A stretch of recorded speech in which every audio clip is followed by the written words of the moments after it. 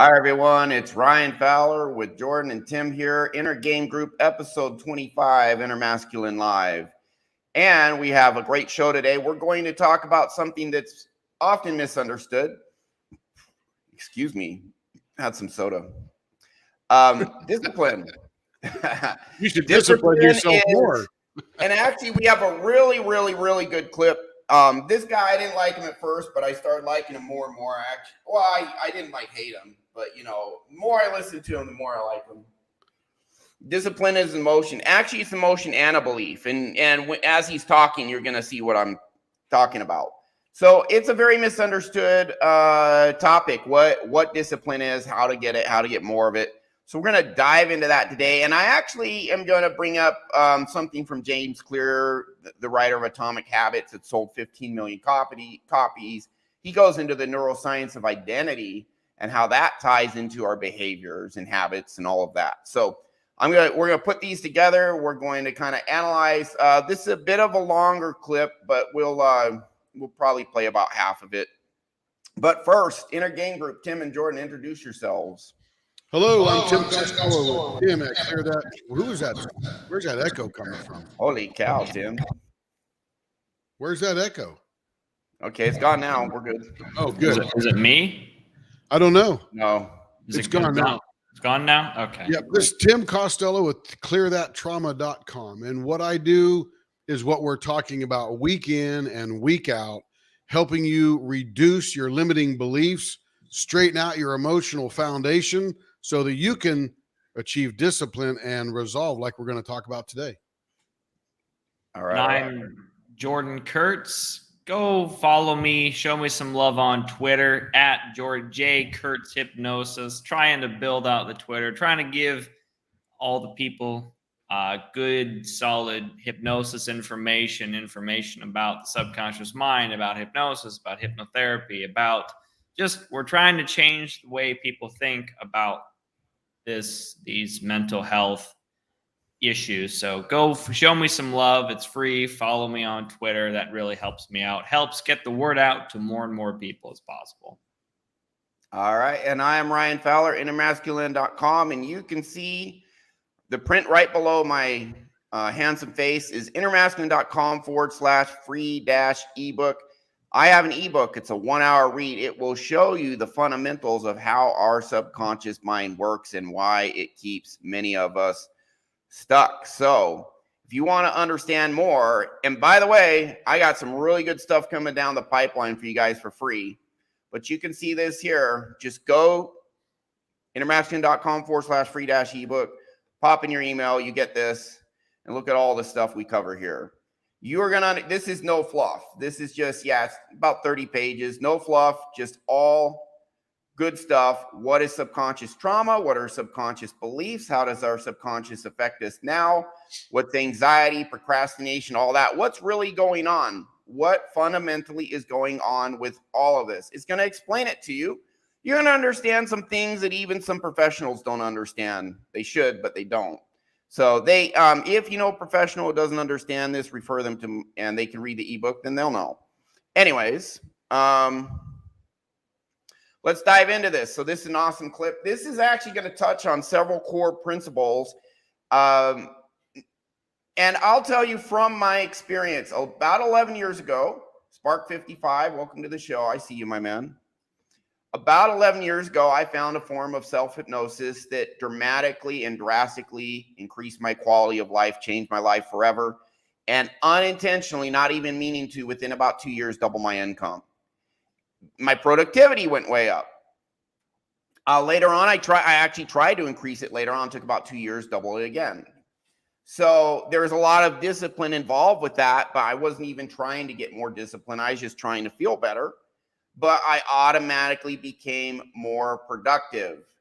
And it's because the self-hypnosis audios I was listening to, the audios I have for clients, I've had many clients increase their income, their productivity. I mean, it just happens because of the things that we're doing with self-hypnosis, what it puts into you, the beliefs it puts into you. It actually has you work with certain desires, certain emotions, etc. with self-hypnosis too. So I'll tie all that in together after we go through these clips.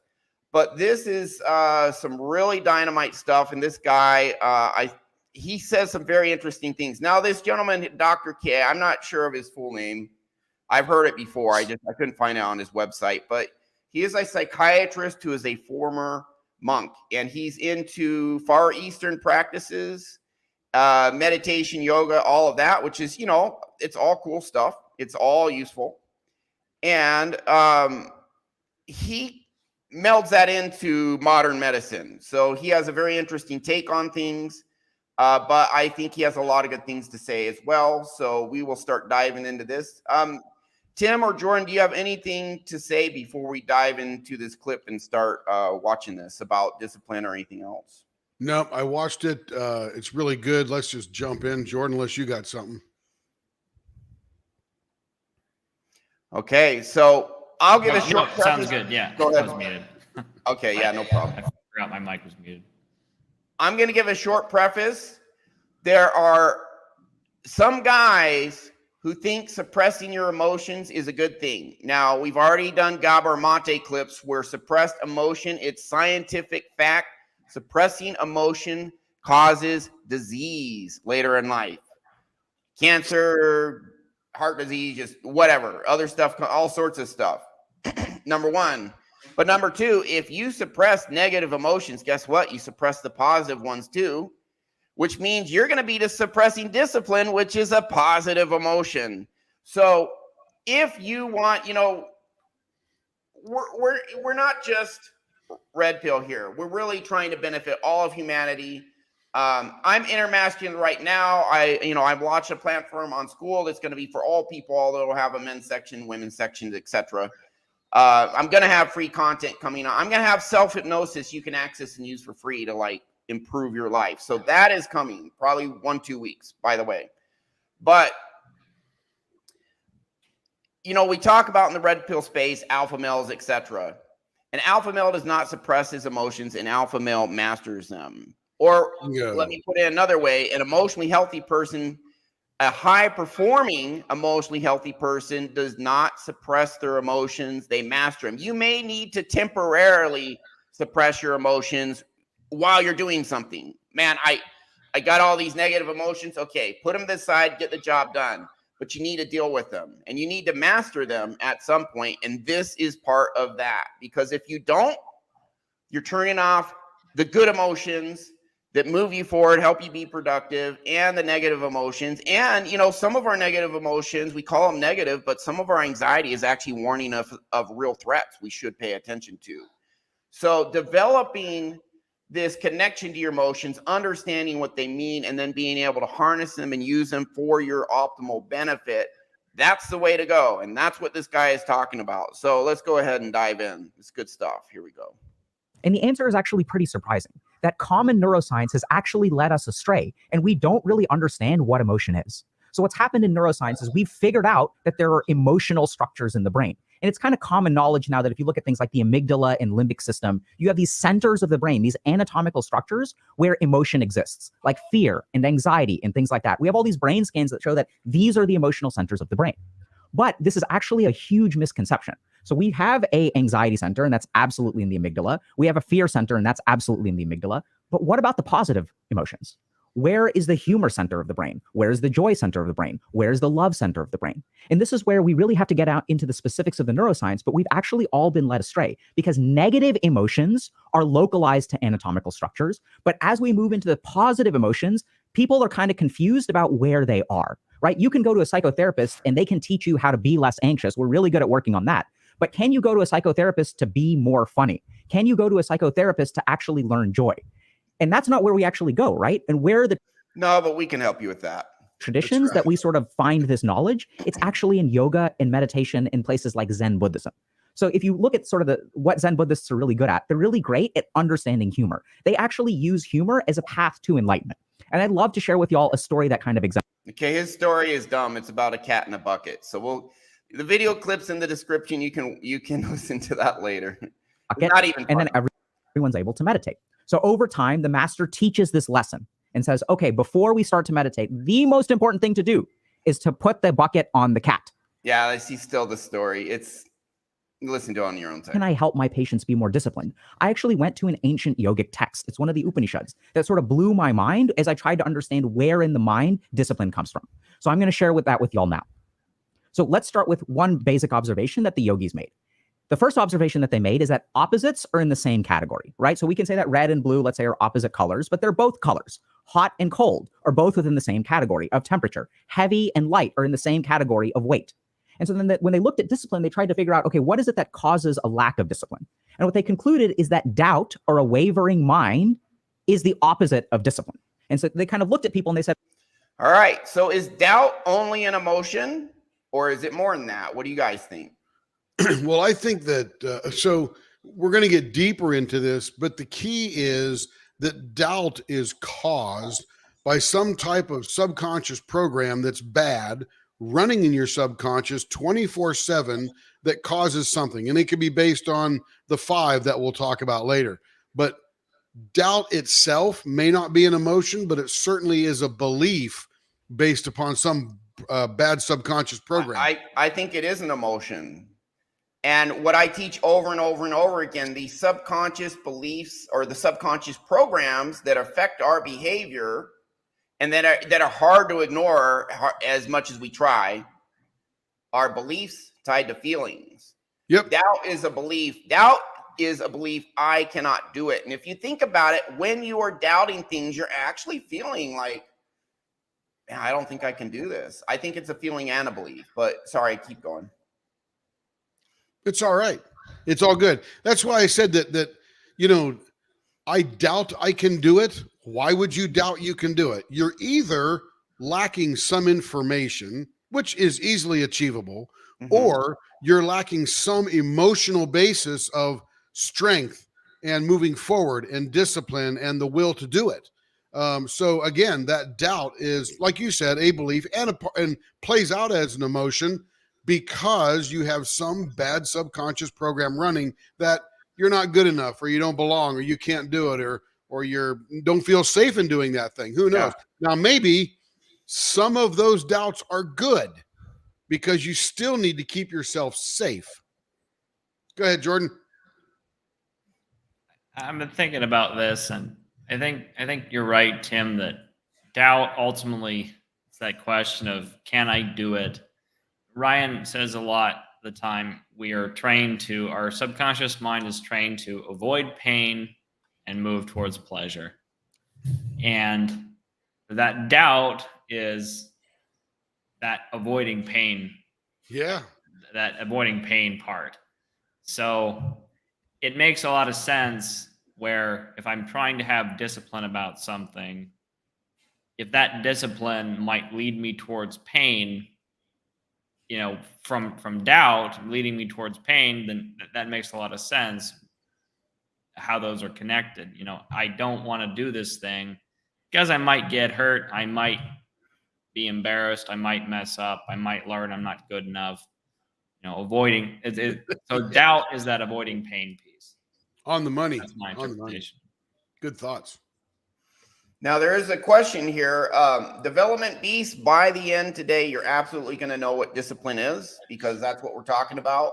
But what is discipline? Well, behaviorally, it's the ability to do what you need to do to get what you want, even though what you need to do to get what you want is uncomfortable, unpleasant, hard work, etc. You do it anyways. For me, that's discipline from strictly from a behavioral standpoint, but it's much more than that. If you only have that definition and you don't look into the underpinnings of discipline, you really will have no idea. You'll just you'll see the iceberg above water. We're talking about the iceberg below water. What are the building blocks of discipline within us? You know, psychologically, emotionally, belief-wise, etc. So, if I could add to that, I'm concerned that sometimes I think when people hear that word discipline, it has stoicism. Watch the show last week. Yeah, exactly. Yeah. Watch last week's episode on stoicism. Or maybe a couple of weeks ago. We've done that. I'm concerned that discipline has a bit of a negative connotation to it. I think when people hear the word, oh, you got to be disciplined, what they really hear is, I have to give up things I want to do in order so that I can do things that I don't want to do in order to make myself better. And I generally don't think that that's sustainable, because I think it's better. I mean, I'll say this succinctly because I think we've said it before, is it's better to simply program your subconscious mind so that the things that you need to do, you can get done, and there's not that resistance of I don't want to do it, because discipline is it's a short-term solution to a long-term problem. Program your subconscious mind to work for you, not against you, and you won't feel like you have to stay disciplined or have to consciously override that feeling of I don't want to do this. Because if your subconscious mind is aligned with your goals, then you will naturally do the things you want to do rather than feeling like you have to force yourself through them. I'd like to comment on what you just said. I like it, Jordan, a lot. So let's go to the root word of discipline, which is disciple. And obviously there's a religious context to that, and we'll leave that on the table for some other day. But the other definition of that is a convinced adherent of a school or an individual or some practice, right? Now, let's just say that you want to be a phenomenal woodworker. Then you would at some point adhere to somebody who is a really good woodworker, follow that person or a bunch of people. So if you are a disciple of woodworking, you're now going to go achieve the things that you want to do to become the best woodworker that you can be. That discipline to want to do that desire, like Jordan said, is based upon all the other junk getting out of the way. Why wouldn't you become that disciple of that thing? It's because you're doubting yourself. You don't feel you're good enough. You don't feel you can achieve it. You might even fail, and that failure could result in you thinking that you're a failure. Not true. Yeah. What the key is to, like Ryan and Jordan are both saying, is, as we're going to learn today, discipline is that emotion generated by your subconscious because all the other junk is out of the way of that thing you truly desire. Yeah, 100%. Now, we're going to play a little more of this clip. Everything you're saying, this is all good stuff.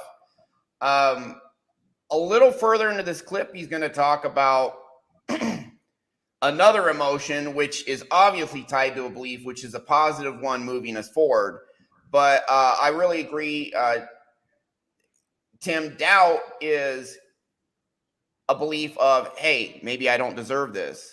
Maybe I'm not good enough for this. Maybe if I try, I don't have the capability to get it. Maybe I can get it, but I can't keep it. Maybe I go after it and get it, but it's not worth it. All the effort isn't worth it. So if we have all of these doubtful beliefs in us, it's really actually going to eat away at any discipline we have. He's actually going to talk about all this. This is like good stuff. So everything you guys, I just had a mind trigger. Back to what Jordan said. He talked about giving up something. If you've got a bad emotion within you and you desire not to go after that thing that you really want, even though deep down you can feel you want to do it, all that pain that Jordan was talking about that you're going to drive yourself away from will cause you now to go play video games, dive into porn, do drugs, do alcohol, all that kind of stuff. So you are going to have some discipline. It's just going to be poorly executed. And it's going to drive you away from the pleasure that you really truly want and substitute that pleasure with another one. Yeah. Now, masculine when I mindset, fail, I feel like a failure. That's a belief tied to a feeling. And hey, what if I try and fail and then it just confirms I really am a loser? That keeps so many people, that keeps 80% of people small. And again, let's say it is okay to fail. That just means you found something out about that thing you were doing that didn't work as perfectly as you wanted it to. And now you need to refine your efforts and go forward. Like Ryan's saying, if you think that you're a failure or you don't deserve to have that thing you want, your doubt and your procrastination and your anxiety about that thing will cause you to think that if you do fail, that it will be you're a failure and you can't handle that pain. So you'd rather go do something else and distract yourself from that. Yes, and these are all emotions and beliefs tied together. If I fail, it means I'm a failure, and I don't think I'm going to succeed. I will fail. And then if you actually do it anyways and fail, you feel terrible. These are all, and then you don't want to do it the next time. Then you procrastinate. Then you have anxiety. Then you self-sabotage, whatever. And this is all tied into doubt. I don't think I can do this. So why even try it? Why waste my energy? Hey, playing video games is fun and easy. That's not the real pleasure I want. I'd rather have the pleasure of, having the girl of my dreams, starting a business and taking it big and winning a gold medal. Or that's the stuff that's really freaking awesome. But I can't get that. So let's play a video game, which is still fun. It's easy. I know I can do that. Let's do that. By the way, Masculine Mindset asks a question. You can highlight that one, Ryan. It's the last one. Why does the mind do that if the body and mind are stronger with no doubt? I'm not avoid pain. Sure. He's talking about doubt. Sure, why do we have doubt? I'm not sure if he's saying that the body and mind are stronger, no doubt, which we know. But let's get rid of that last part at the end. Why does the mind do that if the body and mind are stronger? Because the body and the mind may not be stronger, right? We doubt that we are strong enough. That's right. We have developed in our childhood these subconscious programs that are now running 24/7, even when you're sleeping. That's part of 24/7, by the way. And it causes you to not function 100% of what really you need to do. It's called dysfunctional behavior. It doesn't achieve some good output. So even though the mind and the body are stronger than the mind, you still have to overcome that bad routines. It's like a bad programmer. I mean, I deal in the high-tech industry, and one of the things as we're developing a program is we never really know what we're going to find out as we start plugging in all the different parameters and everything starts acting differently, et cetera, et cetera. So the 2-month program becomes a 4-month program because they have to troubleshoot it. It's just bad programming language that they'll eventually find, a mistake, a syntax error, that kind of thing. That's exactly what's going on in your subconscious. If it was programmed badly, it has a hard time getting to the successful end. If it's programmed well, it has an easier time getting to that program, that successful end. Doesn't mean there isn't failures, doesn't mean there isn't challenges, and doesn't mean that there aren't opportunities to get better, but you will eventually arrive faster at that successful end. If you don't, I can respond to masculine mindset. So I think Ryan said it earlier. These programs form to protect us, and when these programs are forming, our subconscious mind is designed when we're young to protect us from the outside world. It's also designed for caveman times. Yeah. Not today. And when it was much more dangerous. And at the time, it was beneficial for your survival, sometimes your physical survival, or sometimes just your emotional survival to have these programs. So it's not, yes, the mind and body are stronger when there's no doubt. But at the time when these were forming, it was stronger and safer. It kept you safer to have those doubtful programs. So that's really what we do in hypnotherapy is we go back and we tell the younger child, the inner child, or the subconscious mind that it no longer needs that program, no longer serves that role. That's why I try and avoid using the word bad program, because it's not necessarily bad. It's just now it's unhelpful because it kept you safe. Yeah. Good word. Yeah. It kept you safe back then.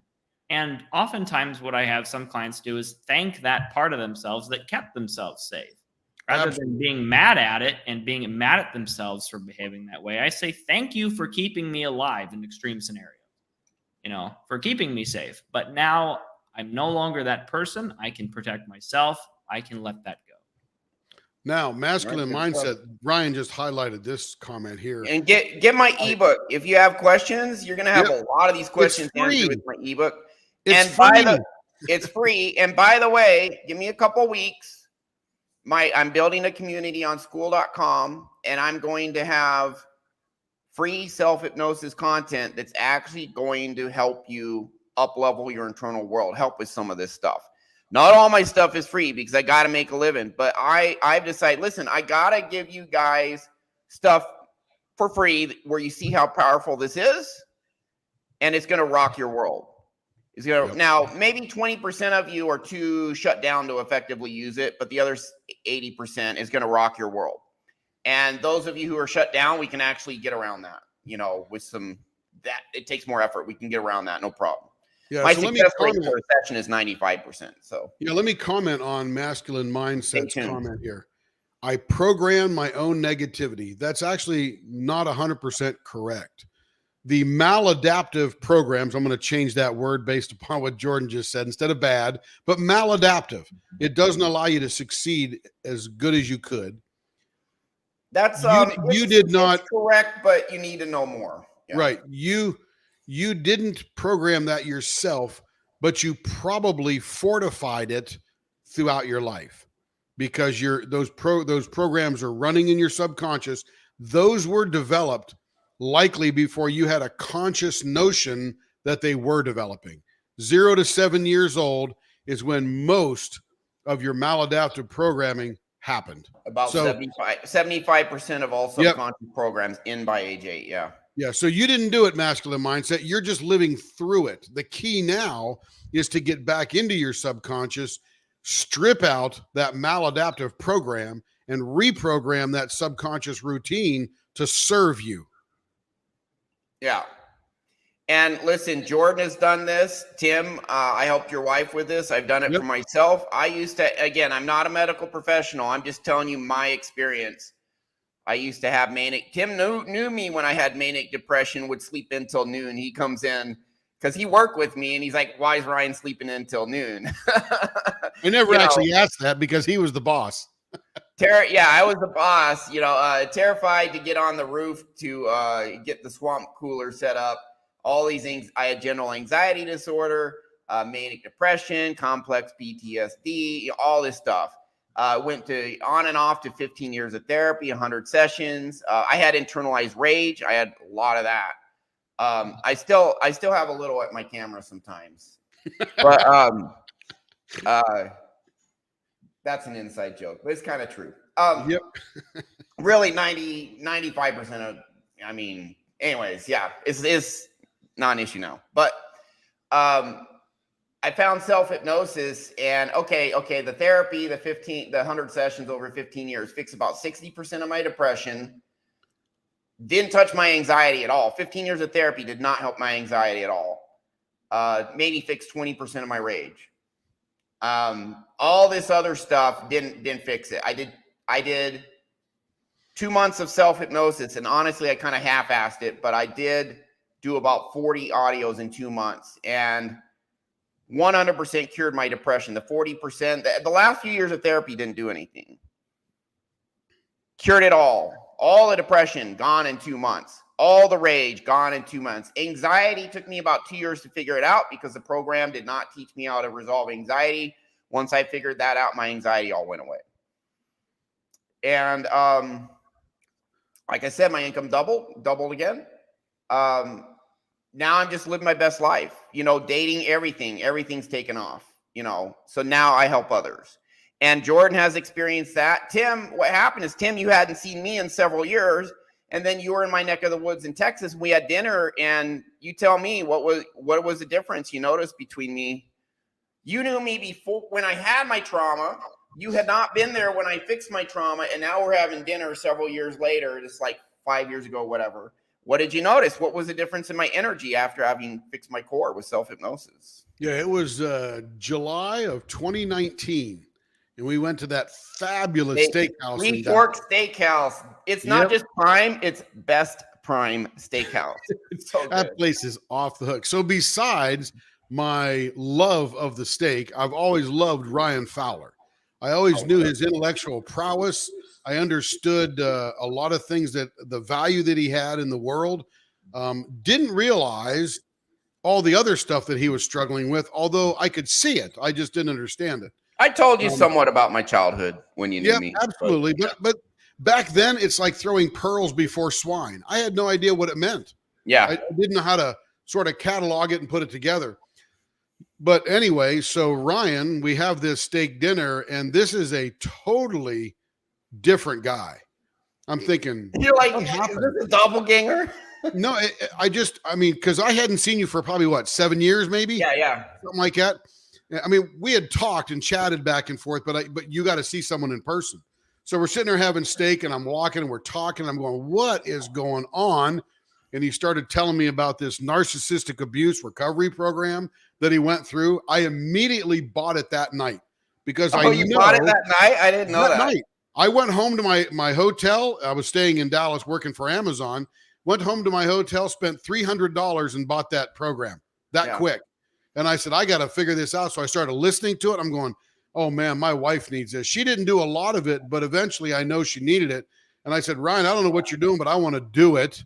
And he goes, well, I'm a hypnotherapist now. And I'm like, wow. So, you know, when I left Amazon, I'm like, I'm going to go sign up for this hypnotherapy course and go through that. And then I'm going to learn what Ryan is. And I'm telling you, I didn't have any doubt I could do it. Discipline, right? You sort of want to get that thing. But I just didn't know anything about how this works. And Ryan educated me. My hypnotherapy instructor educated me. Jordan's been educating me.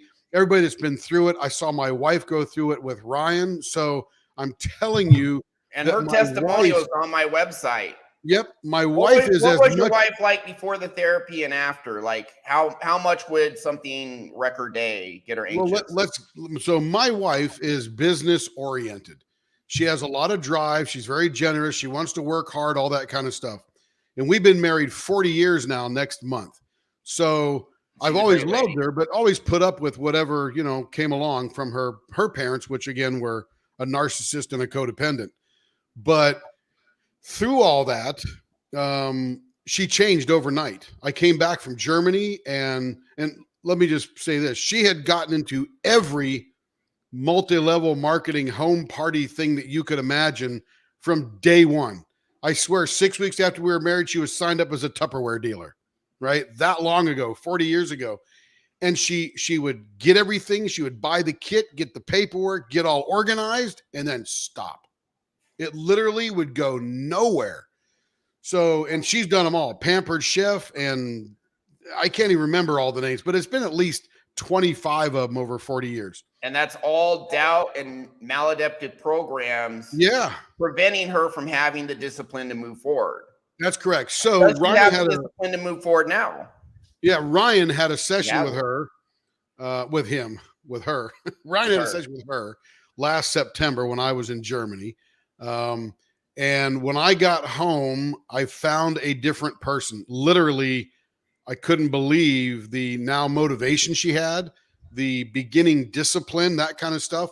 So then I thought, well, wonder what she's going to do with this. Cause I'm in the background going, she has her agency. I can't wait to see her exercise it. Right. Cause this is going to get exciting. I bit off more than I could chew in my anticipation because she now has gotten into this craft called diamond painting, which is quite frankly, all these ladies whiling away their mind time, putting these little dots on a canvas. And she started, hey, can you make this pen? I'm like, oh, I don't know. Let's go give it a shot. So we bought a lathe, bought some tools, got some resin, made a pen. Wow. That's what I love about Tim. You always just go for it. You're just like, let's do it, man. So I am now 430 pens into this diamond painting business. Literally, she has sold every single one of them. And I've got about 50 more inventory that I have to turn out so she can continue to do it. So she's a beast. Hey, we can do this. Hey, we can do this. Yeah, we can do this. I'm like, line them up. Let's get them done. She just does it. Yeah, I said, but let's stop anymore. Yeah, let's figure out something that doesn't require more of my time because I don't have any left. I know. But her business, she's doing it. She's not stopping. Oh. She's going. Now she has discipline because we removed the doubt. That's right. Yeah, she's doubt and toxic shame, which is underneath doubt is toxic shame. Yes. Oh, it's based on toxic shame. Yeah. Yeah, for sure. So yeah, great story. And it's, quite frankly, my marriage has gotten better because of Ryan. the guy who's not been married yet. Go figure. I'm going back to Mexico, and I'll settle down within a year or two. Oh, but you know, see, the thing is, Ryan, you don't have to justify anything to anybody. You're still the hero in my book. Thank you. That's very, very, very kind. And my dating life really started about 5 years ago, because I healed my internal world 11 years ago, and I dated for about 2 years. And then I'm like, why am I dating women? They're a pain in the butt. And I had previously dated them for validation, and I didn't need validation anymore. So I actually, for about 3 years, you know, dated hardly anyone after that. And then I finally said, listen, man, I know I got value. Men and women are supposed to be together. Let me figure this out. It's not right for me to, you know, just, even though I feel good being without a girlfriend or whatever, it's not how things are supposed to be. This is a part of life I should conquer and experience. And so it was about maybe 5.5 years ago. That's when my dating life really started, because prior to that, all my dating had been looking for women to validate me, looking for them to complete something in me that was hurting and missing, give me that love my mom never gave me. You know, I fixed all that, and so. And by the way, 5.5 years of my dating life at age 49, but my dating life is pretty darn good. The key to what Ryan's saying is you never, ever will fill that hole with external validation. No, you feel it yourself. Not once. You feel it yourself, and then your attraction to women goes up. Yep. Because they're like, wow, this guy has some authentic confidence. He's rigged. He's ready for support, ready for, you know, building. Hey, Nigel asked a really good question. Can you stop maladaptive daydreaming with hypnosis? Yes. Absolutely. You have to get back in there, reprogram the subconscious, get rid of the maladaptive programs. And now your daydreaming will contain ideas and desires. And how do I fix that? How do I develop that? What program can I start? What company can I begin? How do we get this thing going? Who can I get to help me? Now your daydreaming takes on a whole different reason for being. That may not be the first thing we resolve, but it can be resolved. It absolutely. I used to do that. It's resolved for me. I'll never say you'll 100% get rid of maladaptive daydreaming, because our brain is designed to look for threats and try, you know, to survive. But I'd say you can get rid of it 95%. Yeah. Yep. Well, it's a symptom of a larger issue. It's because your subconscious is trying to process or resolve some issue that's been inside of you. So if you find yourself constantly daydreaming, maladaptive daydreaming about the same things over and over again, that is a really good indicator that there's something wrong, or not wrong, but you have those maladaptive subconscious programs that you need to fix. And so use that. That's another thing, is that some clients struggle with connecting to it. If you are doing that, you would be a good client for one of us, because we would just have you connect to it right there and let it go. So the more intense you feel it, the easier it is to connect to it and then resolve it. Correct. Now, go ahead. Back to Dr. K, when he says right at the beginning of that first clip that Ryan played, that neuroscience has led us astray. Now, the astrayness, right? This, and by the way, 100% well-meaning, and quite frankly, has helped a number of people, right? Including Ryan to a certain extent. Yeah. But the key is, and you can Google toxic shame, you can Google subconscious trauma, you can look at Gabor Mate, on and on and on. And every single one of these people, except for maybe a couple out there, like Melanie Tonya Evans or Marissa Peer or something like that, are talking all right to the point of they don't actually solve the problem, but they're teaching you how to deal with day by day, how to make that sort of calm down a little bit. They know all about what it is. Yep. They can solve it to a degree, but the methods are just not as nearly as powerful as our methods. Correct. Not as effective. Yeah, not as effective. Now, we'll keep going with this guy here. we got to get through this. And he has a lot of good stuff I really want to go through. So we'll keep going. So we left with, what's the opposite of discipline? It's actually doubt. And that's what he was talking about. Doubt is a belief and an emotion. I feel doubtful. Does that make sense? Yes, it does, because we can feel doubtful, but it's also a belief. A belief, I may not be able to do it, or to some degree, in some way. Here we go. Okay, what is it? Why is it that someone stops being disciplined? Well, they doubt, right? So if I think about a marriage where I'm starting to be uncommitted to my partner, I'm not disciplined in terms of the marriage. What's at the root of that? It's doubt. I don't know if this person. And that's Carrie right there. Why she didn't go through with projects in the past, but now she does. We removed her doubt. We keep going. Yep. And is right for me. And you replace it with self-belief. I know that maybe I felt this, and maybe you'll feel this too, where if you sort of think about what keeps you from being disciplined with studies, right? So if you kind of think about it, maybe you chose to major in engineering or some STEM field, and you want to be super disciplined about it, but you're not really sure that you like it. You're not really sure if it's right for you. So you wake up every day and you try really hard, and you kind of end up getting B's and A's and maybe an occasional C, but you just don't have that fire or that discipline to really work the way that you need to. And why is that? It's because in the back of your mind, you're not sure. You're not sure that this is what you want to do. You're not sure that this is the right thing. And so the doubt gets in the way of discipline. The next thing that the yogis sort of discovered is that, okay, if doubt gets in the way of discipline, what is the opposite of doubt? And they used a slightly different word. This is all in Sanskrit, but they translated that not as discipline, but as resolve. So what is the opposite of doubt? Well, the opposite is resolve. And it's resolve is, I know if I keep going, I can get it, I can do it, and it's worth the effort. It's a belief, and it also is an emotion. I started to look at that. I kind of stumbled into this thing that really helped me help my patients a lot, which is that I don't need to cultivate discipline. What I really need to do is cultivate resolve. Because when someone is resolved internally, then what they end up behaving like is discipline. Right? So when I wake up, let's say on New Year's Day, and I have a New Year's resolution, and it's even baked into the language. What is that New Year's resolution? It is a resolve. The problem is that we are never taught how to cultivate resolve, right? We make them all the time, but then we don't keep it going. And that too is consistent with emotion, because if we look at which parts of our body change or which parts of our brain change, habits are pretty fixed. Our willpower even is sort of a battery that has a certain amount of energy in it. But what is it that fluctuates on a day-to-day basis in the mind the most? It is actually emotions. If you're angry today, you won't necessarily be angry tomorrow. Falling in love today doesn't necessarily mean that you're going to be in love 10 years from now. So what resolve really is actually an emotion. And if you've been resolved at some point in your life, you know what I mean. When you kind of think about those moments where you get resolved, right? You're like, I'm going to pass this class, or I'm going to be at the top of my class, or I'm going to get a 4.0, or I'm done with this person. I am never texting this person again. I'm never playing another game of League of Legends, or I'm never playing another game of Dota. I'm done with video games. What? And he's talking about people will say that, but then they lose their resolve, right? Yeah, it takes about 2 days and they're back into it. All right, so I got to show you. So the big question now is I'm going to show you something James Clear has on his website. James Clear wrote the book Atomic Habits. It sold 15 million copies.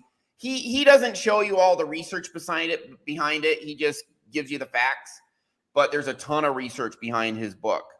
Dr. K was like, habits are fixed. I'm like, well, isn't that related to discipline? You can form habits. He really needs to dive into that. That is part of discipline, is having good habits. You can form them. Yeah, I don't know if you can develop habits. You can even develop bad habits, maladaptive habits. Here's the thing. Yeah, habits are absolutely key. But how do we form habits that actually stick? How do we form something where we don't just have that resolve for a few days and then we do it for a few days and then a resolve fades and then, okay, I'm not doing it anymore. How to actually stick to goals. He's talking about discipline here. Well, I'm going to point out, I show this to my clients all the time. The key to building, this is neuroscience, this is psychology, there's a ton of research on this. The key to building lasting habits is focusing on creating a new identity first. What is that? It's a belief about who you are. Your current behaviors are simply a reflection of your current identity. What you do now is a mirror image of the type of person you believe you are consciously or subconsciously. Well, it's 90 to 95% subconscious, 5 to 10% conscious. That's the science. It's just straight up neuroscience, psychology facts I'm giving you. To change your behavior for good, to have discipline that you stick to, you need to start believing new things about yourself. You need to build identity-based habits. And here's something else. There's some self-talk you can do, but you really got to do the core stuff. Self-talk is secondary. In order to believe in a new identity, we have to prove it to ourselves. So one of the things I tell my clients, again, this is not the most important thing, but this does help, is anytime you do something productive, you say, congratulations, I did this productive thing. That means I am, and you state what type of person you are who would do that thing. Proving to yourself you have the identity of a person that does these things. Now, again, this is secondary. The core stuff is we go in and we fix your subconscious identity. But for those of you guys, you know, who haven't experienced self-hypnosis or whatever, you could just do that 10 times a day. I made my bed. That means I'm clean and disciplined. And your brain's going to say, well, a clean, disciplined person does make their bed. He just did that. Maybe it's true. And so 10 times a day, I went to the gym. That means I'm motivated. I care about my health. I'm physically fit. You know, I'm a disciplined man. And your brain's like, well, that's what a disciplined man would do. Maybe it's true. So you can show your brain evidence that who you are is the person who does these things. That does help. But it's way, way, way more helpful just to go in and fix your subconscious identity, which that's a big thing we do with hypnosis.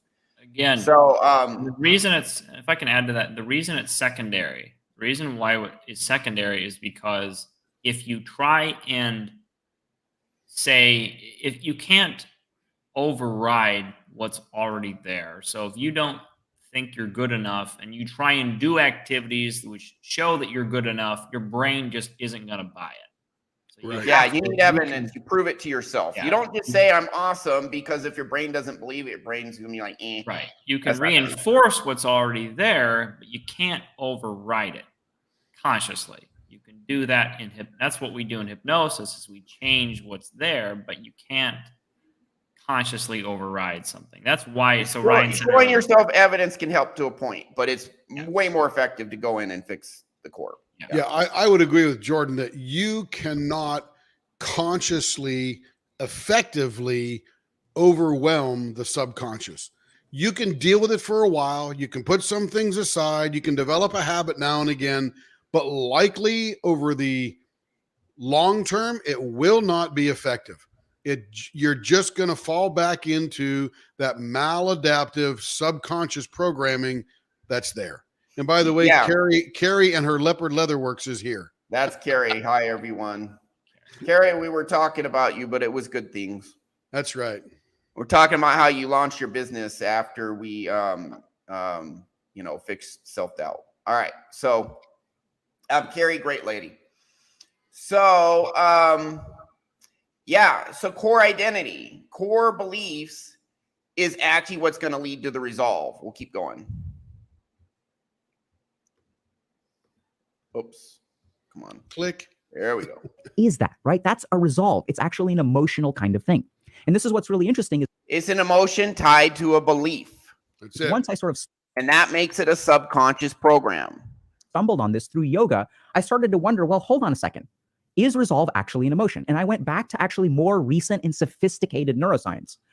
Yeah, I know what it's like to feel determined. I know what it's like to feel resolved. Yeah. It's kind of shocking, but if we sort of look at this together, if we look at this table, what we'll see is core and extended emotional brain circuitry components. And if y'all are amateur neuroscientists, you know that the amygdala in very strange. All right. Yeah. Let's just I think that's actually just part of the video. It's a mess up in his video. But let's skip there's this one part at the end that's pretty good. We'll skip to, because we've been going at it for a while. Actually, I think this is worth listening to. We'll go through this. a harmony or the communication between different parts of the brain. And resolve is absolutely one of those things. So if we look at the brain of someone who is resolved, there's stuff going on in the frontal lobes, there's stuff going on in the limbic system, there's stuff going on in places like the anterior cingulate cortex. And so this is where neuroscience kind of falls short, because we're not really good at sort of activating those circuits. And if you want to cultivate discipline, what you actually need to do is not cultivate willpower. That's a different function in the brain. Not cultivate habit, but actually cultivate resolve on a daily basis. And the cool thing is, just like the Zen masters figured out where the he's halfway right here. Yeah, he's doing what Jordan commented on, and that is trying to consciously and cognitively overwhelm the subconscious. Well, listen to what he says, because he starts to get into the subconscious, but he doesn't. He talks about meditation, which actually is very helpful. But what meditation does affect your subconscious, but it does not make permanent changes to subconscious programs. We'll keep going. Of humor is, and they sort of tell all these hilarious stories. They were the original comedians. We can actually turn to yoga to teach us how to cultivate resolve. So the first thing that I'm going to tell you all to do is notice when you feel resolved, right? So the next time that you feel resolved. This is really solid gold. Developing a connection to your core, understanding your emotions, noticing them. This is actually very important. Just take a snapshot of it. Close your eyes and I tell my clients to do this all the time, by the way. Try to sort of notice what is the experience of resolve. And what you'll discover is that resolve fuels your willpower, right? When you get resolved in something and then you start to do it, the doubts and other kind of ideas and distractions will pop into your head. But there's this thermonuclear engine within you that is fueling that willpower. So you're able to say, no, I'm resolved. No games today. No distractions today. I'm focused. I'm resolved. It's actually emotional. So the first step is to actually notice what it is. The second thing that we're going to talk about is something called a sankalpa, which is something that literally translates to resolve. But what yogis actually figured out is that there is a practice to develop a sankalpa. And we're going to talk about that now. So what I strongly recommend that y'all do is pick one thing that you want to be resolved towards. And there are kind of two versions that we're going to do. One is sort of a very specific thing, and one is kind of a broad thing. So you can pick any kind of resolve. So I, for example, gave up ice cream for a decade. And this was part of my yogic practice, that my teacher was teaching me how to develop resolve. So I didn't pick something that was hard. I picked something that was like relatively easy. It was like kind of like medium difficulty. Because you don't want to, if someone's learning how to swim, you don't want to dump them in the ocean. You want to start them in the kiddie pool. So the first mistake that we oftentimes make when sort of trying to become disciplined is we pick something that's really, really important to us. The problem is that the things that are really, really important to us usually are hard, and that's why it's important to us, right? Because we haven't been able to do it. They have a lot of emotional energy. So we're not practicing. We're going right up on stage and performing. So I gave up ice cream for a period of about 10 years. So you can pick one thing that I would say is kind of medium difficulty. And ideally every day, which I know is going to be hard, but what you can hopefully do is every day when you wake up, somewhere within the first hour or hour and a half of your day, close your eyes, sit down somewhere, and just think about that resolve, right? So try to kind of stoke up that He's talking about meditation here. Fire of resolve within you. And okay, this is going to be the thing that, like, this is what I'm focused on.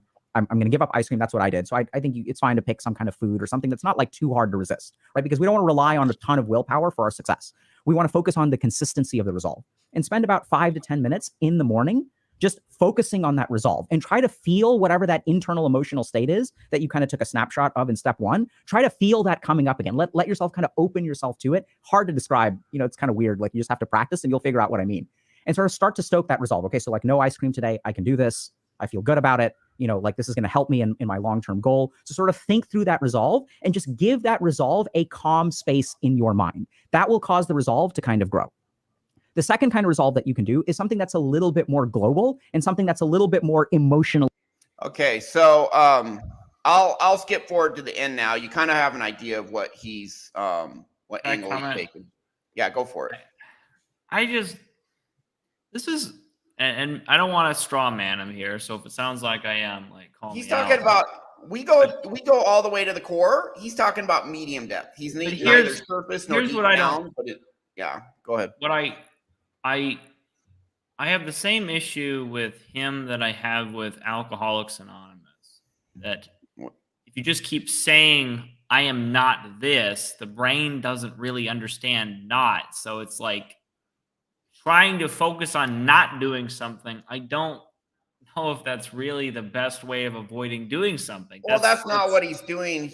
He's talking about the resolve to stay disciplined.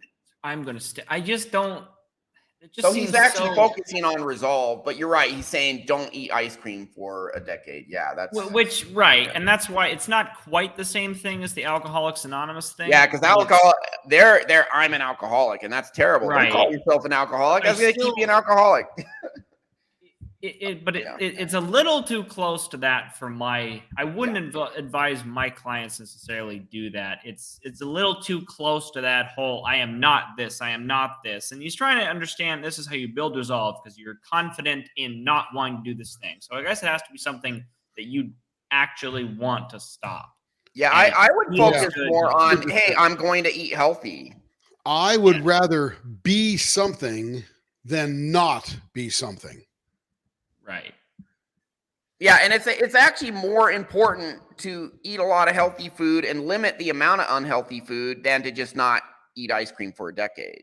Correct. So yeah, focus on the positive. Because I agree. why deprive pleasure?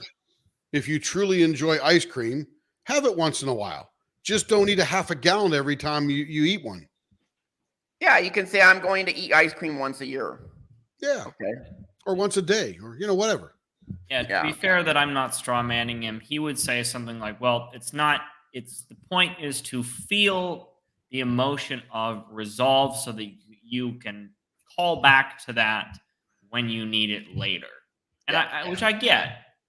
But the problem with that is still consciously trying to create something versus subconsciously having something. Yeah, I agree.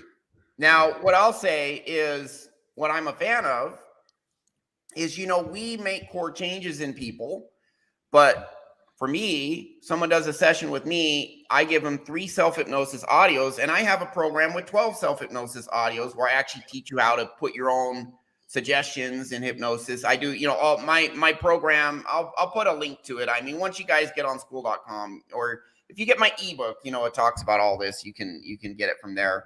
I've largely just been marketing my program to existing clients, and it's been successful, but I'm building stuff. I'm building a whole program to market to you guys, etc. It takes I a minute. do have these programs, and they're meant to be used like listen to these audios 2-3 times a week, or every day, even if you can. I have a 20-minute meditation every day. Masculine Power Daily Meditation, removing limiting beliefs, are 20 minutes.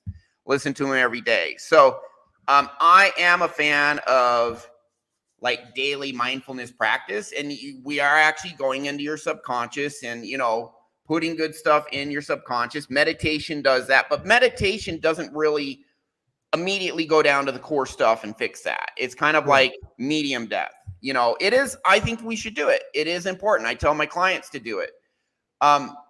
It's unfortunate he doesn't know how to go down to the deepest level, and as James Clear says, change your identity. So that you'll just automatically, Arnold Schwarzenegger worked out every day because he's like, I'm the best bodybuilder of all time. That was his identity.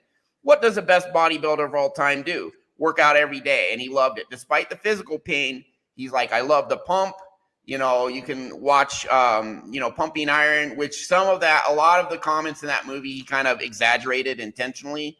But there's a documentary on Netflix about Arnold Schwarzenegger. Now I've shown clips.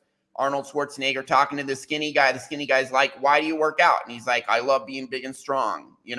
He's pursuing the pleasure, but he also has the identity of just this really high value world champion weightlifter bodybuilder. That's his identity. And now he has the discipline to do it. He has this resolve because he's like, that's who I am, and I can do this, and it's worth it, and it's awesome. So he goes every day. That's what gives you resolve, discipline, identity. Everything this guy says is good, but you need more. If you don't believe deep down that you're meant for greatness, then you're not going to achieve greatness. The people who do believe they're meant to achieve greatness, they freaking go for it. And most of them succeed. Because they have very little doubt and tremendous little resolve. Or no, yeah. Yep. I have a friend, a 9-figure net worth friend. And I asked him before, how do you feel about failure? He's like, each time I fail, I feel I'm closer to my goal. That's it. I feel encouraged. And that's why he's worth 9 figures. It's one of the reasons, not the only reason, but it is a key reason. Yep. That's what will give you resolve. Listen, Thomas Edison, look at his quotes. I've never failed. My success just had 1,000 steps, because he tried to invent the light bulb and had 1,000 failed experiments before he succeeded. Some say 10,000. I think it's really 1,000. I don't know the exact number, but watch his quotes. He's like, some people gave up right before they succeeded. If they would have just kept going, they would have succeeded. I mean, all of his, I haven't failed. I've learned something that doesn't work. I found something out from that failure. I got better. I learned. I grew. So when you get these internal belief systems that are the antithesis of doubt, they're instead resolve. And then you have the feeling Again, a subconscious program is a belief tied to a feeling. And that's exactly what this guy's talking about. Resolve is absolutely a belief. Doubt is absolutely a belief, but they're tied to feelings, emotions. That's exactly what he's talking about. Get that in your core. And hey, what he's talking about with meditation, it works, it helps. So do it. Do positive self-talk. Do meditations. Go to the deep level, fix your core too, which is the most important thing to do. But do the other stuff too. And then you start kicking ass in life. It's great. By the way, Getting what you want. To point out what Ryan's saying, there is not one solution for everybody. Because we are where we are in life and we have developed maladaptive programs in our youth, there's not one thing that's going to get away from it. The key is to dive deep, understand what you're trying to clear out and clear that out, and then fortify that particular thing you cleared out with better programming. It may take you 4 or 5 times. It may take you a year. It took Ryan years and years to get where he is now. It didn't happen last week. Yeah, some stuff does build. Some of what we do is very quick, and some builds over time. 100%. Yeah. Ryan, And we can take a maladaptive subconscious program and get it anywhere from 60 to 100% out of you one session. I usually do 2 to 4. Yep. Maladaptive programs, 60 to 100% out of you one session. But you may have 5, 6 dozen maladaptive programs, and it may take a while to even become aware of some of them. And that can take years, but the things that are causing you pain now, we can oftentimes shift them out 1, 2, 3 sessions, they're gone. I've had people purchase 3 session. I've had multiple people purchase 3 hypnosis sessions all at once. They're like, I got a lot to work on. And after the second session, they're like, I don't need the third. So you fixed all my stuff. So some stuff can be very quick, but honestly, then they'll come back like 2 years later and they're like, there is something I need help with. And it's like, yeah, you live life and you got more awareness and then you found more stuff, and that's kind of how, but when you find it, there are methods. Once you find, you know what, I am struggling with this other thing. There's methods to pretty darn quickly get it out of you. But then let's do all this. Let's develop the self-awareness so you find more stuff in you to clear. Let's do a daily practice, or, honestly, I probably do twice a week, some sort of self-hypnosis. Sometimes I've gone a few months and not done it, just straight up. I'm not perfect. But you know what, Ryan? Self-talk works. It all works. It all works Let's together. talk about that a little bit. Yeah. Like you said, you don't have to do it every day, a couple times a week, maybe not for a couple of months, whatever it is. But as Ryan cleared and cured himself, he was able to understand more definitely when he needed to do what he needed to do to move forward. So just like everybody else, you're going to peel that onion back, and there's going to be traumas below the outer layers of that onion that you will not know are even there until you've had some success and you go, wow, there's this one thing here I got to clear out. So it's not overnight, and it's not one thing. It's a process. You got to be ready to, if you want to move forward, be ready to spend the time to do it right. And this is paying attention to your emotions, just like Dr. K's talking about. He says, gain that awareness. I tell my clients, hey, anytime you feel uncomfortable, pause. What am I feeling? What does it feel like? Where do I feel it in my body? What's this about? Is anything triggering it? Is there a message? What's the message this emotion telling me? The more you get this awareness, the more you find things inside of you to fix, and then you fix them, your life gets better and better and better and better and better. Ryan, over time. It's awesome. Ryan, let me ask you this. Yeah. If you from 10 years ago found you today, do you think that, because part of the reason I think it took a while is you were trying to figure out what to do. If you had all that knowledge, or if you had a coach like yourself helping you 10 years ago, do you think it would have I would have accelerated. 6 months. But listen, within 2 months, my life was changed forever. I was massively different after 2 months. Yeah. All the stuff that caused me pain was gone in 2 months, except for my anxiety, because Melanie's program doesn't really teach you how to fix anxiety. I learned that later on. But then as I lived life, as I started dating again, other stuff came up. As I developed my awareness, other stuff came up. And it's really You clear the stuff out causing you pain. You're like, wow, I'm doing so much better. And you develop some sort of self-awareness as you're doing this, going inside, fixing stuff. And then you live life. And then after a while, man, I'm struggling with this other thing. I'm struggling with this other thing. Then you clear that. You're like, oh, I'm doing so much better. You live life more, maybe a year, maybe 2 years, maybe 6 months, maybe a week. And you're like, here's something else I'm struggling with. So that is the process. And honestly, I fixed, again, I found this, and it was about 5 years between when I found this and healed my core before I really started dating again. And I got to the point where in this non-dating, not dealing with women romantically context, my life was fantastic. I was like, man, I'm just kicking ass. I'm just doing great. Everything's, awesome. Then I went into this thing that honestly I'd left alone for a while. And oh my goodness, at least a half dozen maladaptive subconscious programs, insecurities got triggered. And so as you go through life and have different experiences, different trauma is going to come up. You may not even be aware of it's there. I wasn't aware of it until I started dating again, but so that's the process. You go through life, you find new stuff, you clear it out, you live more life, and it just gets better and better and better. And thank you for the kind words, Evans Claveau.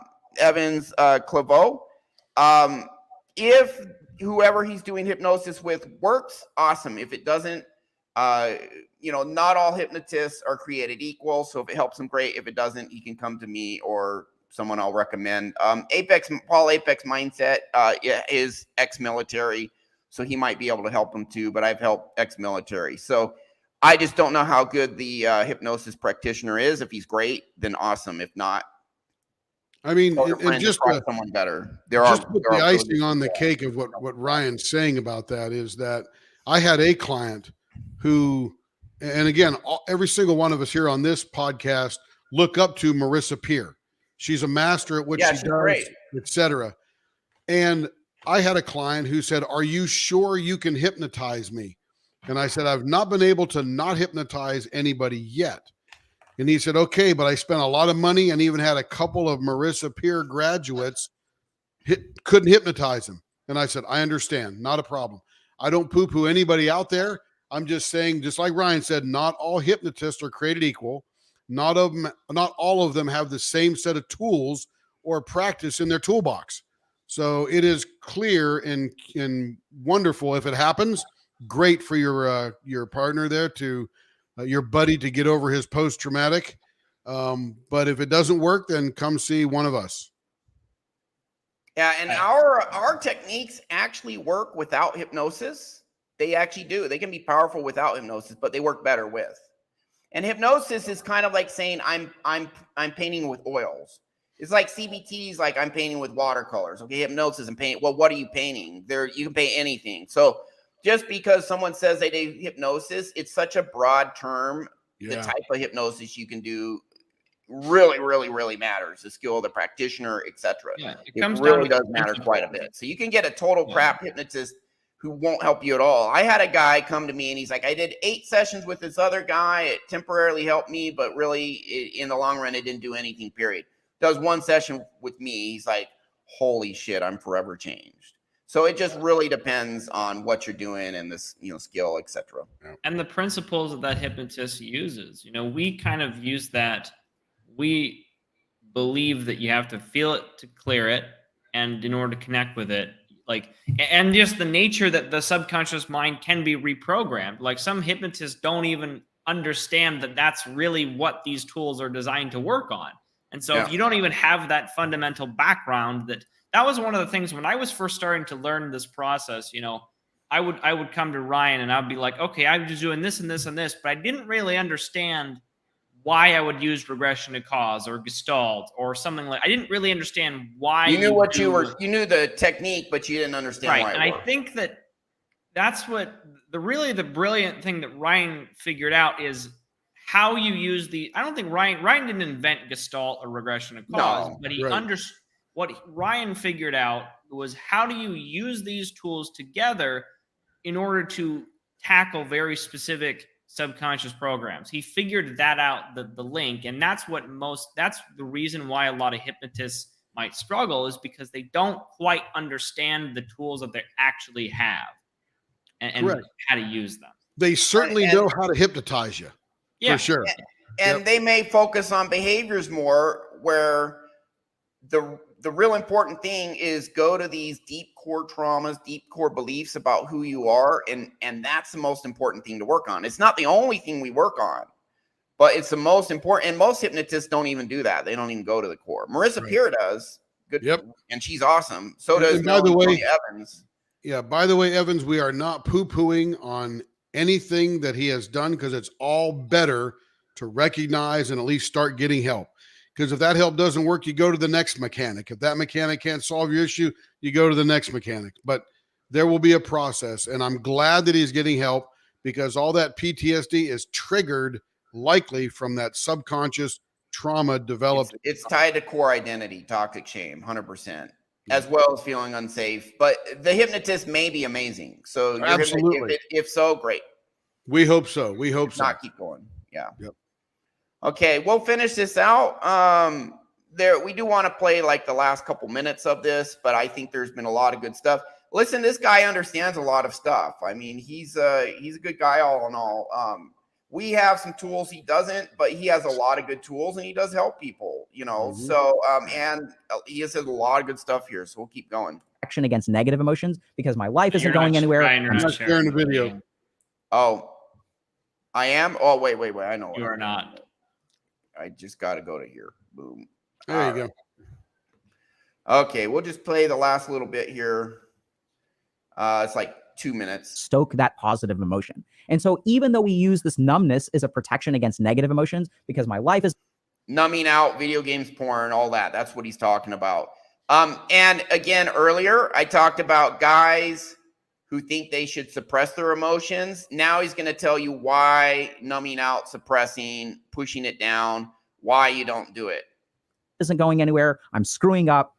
I'm not going anywhere, or I'm just doing average. I can't really give it my all, and I want to give it my all. And what do you do with those kind of thoughts and those emotions? You numb them out. You numb them out through technology. You numb them out through marijuana. You numb them out by just pushing them to the sides. But the problem is that when we numb our emotions out, we numb the positive stuff too, right? So if you kind of think about it, you can't just numb your negative emotions. We can't just numb the anxiety and feel happiness and joy and love and excitement all the time. This is so hardcore, key, and essential to understand this. Either we feel 100%. everything or we feel nothing at all. You cannot achieve greatness if you repress your emotions, because you're not going to have the good emotions that help you available to you if you do that. And that is going to stunt your development and your ability to kick ass in life. It will stunt it. It will hinder it. So one of the problems with this nothing. technique that sometimes Don't numb yourself out. Fix That's the it. issue. Don't numb it out or suppress it. What's that? I just said We it's agree. all or nothing. That's right, man. That's it. A true high achieving man or woman or whatever does not suppress their emotions. They master them. people run into is that they're alexithymic. So we've got a whole video about that and some of these other aspects that relate to the sort of cultivation of positive emotion. So definitely check those videos out. My hope is that at the end of this video, you will have gained a new understanding on why you cannot be disciplined. And the core reason you can't be disciplined is because we don't really understand what it is. It's not willpower and it's not habit. It's actually emotion. But common neuroscience, in the way that like sophisticated neuroscience gets buried by simple neuroscience, gives us this idea that discipline actually isn't an emotion, but it absolutely is. And once you understand that, you have a whole new dimension to actually work on cultivating your discipline. Nice. Good stuff. Any final comments, Tim or Jordan? No, I just looked up alexithymia because I wanted to know what the heck that was. And it's 100% what we're talking about. Someone who just can't identify their emotions or even respond to the emotions of others. Yeah, and I have some clients come to me. A lot of clients partially suppress their emotions, and I help them connect to it, and then we can do the work. But there's about 5% of people who come to me I can't help, not on the first session at least. Even though it's like I spend 6-7 hours with them, can't help them. About 5%. By the way, that suppressing of emotion starts in childhood. Starts in childhood with your mom and dad telling you not to cry or get over it or that doesn't hurt or whatever. Man, if you're raising kids and they show an emotion, work that emotion out. Let them express it. Let them figure it out. Let them you know, because if you start suppressing it, then you'll suppress them all for the rest of your life. Yeah. It's like, that's a third of your brain. Why are you think that third of your brain is there for no reason? You think it's there to Right. hold you back and hurt you? No. 100%. So learn to harness it, use it, master it. Yes, sir. My thoughts were just, you know, they're so close. They're so close to they Right there. they're so, it's just get Right there. they don't That's know. why we're here. Push Right. through the veil. Listen, They don't- what we're doing, we have so much proof it works. It's gonna grow. You know, I've only been doing They'll come this, around. I've been doing it part-time 5 years, on myself 11 years. I've only been doing it full-time 8 months. We're gonna build this community on school. You know, I've already done sessions for hundreds and hundreds, and you guys have done quite a few sessions as well, helping a lot of people. It's growing. So, you know, Absolutely. it's just a matter of time. There's enough pain That's out why we there. have the show to That's bring this awareness. If you're watching this, you are not in the uninformed camp. You are in the informed camp. Like and You watch us subscribe. regularly. We're going to bring this to everybody. Sure, like and subscribe. Like and subscribe. Tell your Free friends ebook about on us. intermasculine.com. Get the Follow me on- ebook and follow me free on Twitter. self-hypnosis coming soon. Get Jay Kurtz Hypnosis on Twitter. I know I see his tweets. I like him all the time. It's X's. What do they call them now? X's or something? Or Yeah, it's X instead of Twitter. I know, but what do they call the things you do on X? Is it I don't still a know. tweet? I think it's Did still Or is it tweet. excerpt? Like I don't know. X-eat? an excerpt. I don't know. That's good. An accept? That's slick. I like that. Exceptional? All right, yeah, that's our show for today. But yeah, give me a couple weeks. We're gonna have free content on school that is actually, again, not everyone has the same amount of self-awareness, and the big blocker is about 5% of people come to me are so disconnected and shut down from their emotions. I can't help them on the first. My brother on the first session. My brother took 3 sessions before I broke through all of his shut down emotions. So half of that 5% I can eventually help. So, you know, 97% eventual success rate. Yeah, you know, it's probably about that level. And that's really, really high and changing people's lives all the time. But man, getting numbed out, shut down, it causes so many problems. And people who are extremely shut down, it is absolutely an impediment to progress. It is absolutely an impediment. So we can get through that. You can practice reconnecting again. And for most people, when you get through it, there's some people might do better with EMDR or psychedelics, you know. Yeah. So if you're one of those people super duper shut down, there are certain psychedelics, maybe, you know, ketamine, or maybe you go to another country where ayahuasca is legal or whatever. Again, I'm not giving any medical advice. I'm just giving my opinion, my personal opinion. But there are other treatments. If you're one of the very small percent hypnosis can't help, look at EMDR psychedelics. There's other stuff out there that can be very effective. But really, for most people, overall, the overwhelming majority of people, what we do is absolutely essential and the most flexible and effective thing that I know of overall. So anything else from you guys before we wrap it up? No, sir. We have said it. Discipline is an emotion and a belief. And once you get it in your core, crazy good stuff happens. It can be immediate. There's also a component that's a process. But there are ways to get your inner world right, get this resolved, all of this good stuff. And when you do that, you will then realize that you have more power than you know. That's our show. Thanks for watching.